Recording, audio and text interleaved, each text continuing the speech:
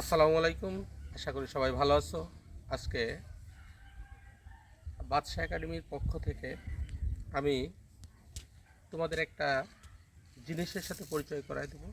কিন্তু আমি যে জায়গাটায় দাঁড়িয়ে আছি, এই জায়গাটা হচ্ছে গোপালগঞ্জ জেলার মুকসেদপুর থানার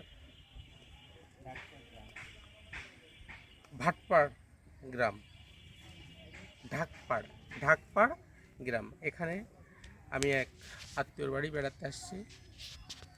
এখানে এসে এখানের যে প্রাকৃতিক যে পরিবেশ, এই পরিবেশটা আমার কাছে সুন্দর লাগছে। এবং এখানে একটা জিনিস আছে যে আমাদের ছাত্রছাত্রীরা, বিশেষ করে যারা শহরে, তারা এটার সাথে পরিচিত না। তা আজকে আমি এমনই একটা জিনিসের সাথে আমি তোমাদেরকে পরিচয় করায় দেবো বা তোমাদেরকে চিনাবো, যে অনেকে হয়তো চেনো না, কেউ কেউ হয়তো চেনো। তাহলে দেরি না করে আমরা যে জিনিসটার সাথে পরিচয় করায় দেবো, সেই জিনিসটির কাছে আমরা যাচ্ছি। অর্থাৎ যে জায়গাটা আমরা যাওয়ার কথা বলছিলাম, অর্থাৎ এই যে আমরা এইখানে আমরা আসতে চেয়েছিলাম। এই যে এটা কি, তোমরা কি কেউ বলতে পারো যে এটা কি? হয়তো তোমরা কেউ কেউ জানো, কেউ কেউ জানো না।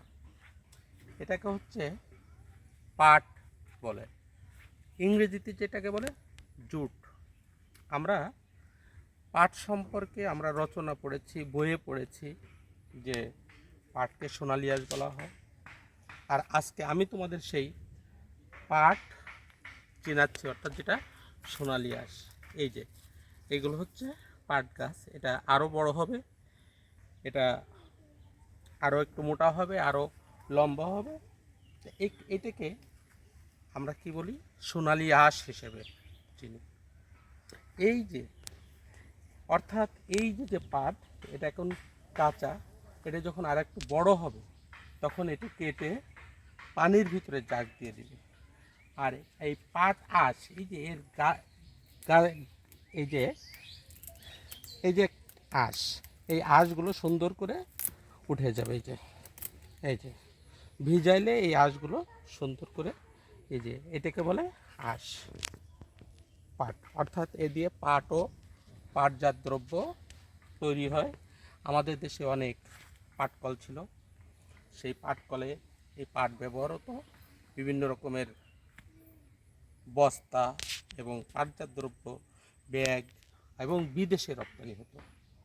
এখন আমাদের দেশের অনেক মিল কলকারখানা, সরকারি মিল কলকারখানা বন্ধ হয়ে যাওয়ার পরে আমাদের দেশে পাট চাষ অনেকটা কমে গেছে।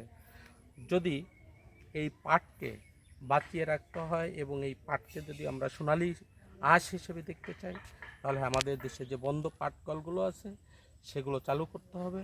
এবং এই পাটজাত দ্রব্য ব্যবহার করে অনেক কিছু তৈরি করে বিদেশে রপ্তানি করলে আমরা অনেক বৈদেশিক মুদ্রা অর্জন করব। এটাকে সোনালি আঁশ বলা হতো এবং এটাকে অর্থকারী ফসল বলা হতো। একসময় এগুলো দেশের বাইরে রপ্তানি করে আমরা অনেক বৈদেশিক মুদ্রা অর্জন করছি। এই জন্য এটাকে সোনালি আঁশ বলা হতো। আমরা একটু ভিতরের দিকে দেখি যে আসলে এই যে পাট, এই যে পাটের ক্ষেত, এই যে ভিতর দিয়ে এটা আরও মোটা হবে, আরও বড় হবে। আমরা অতটা ভিতরে যেতে চাচ্ছি না, ভিতরে কাদা।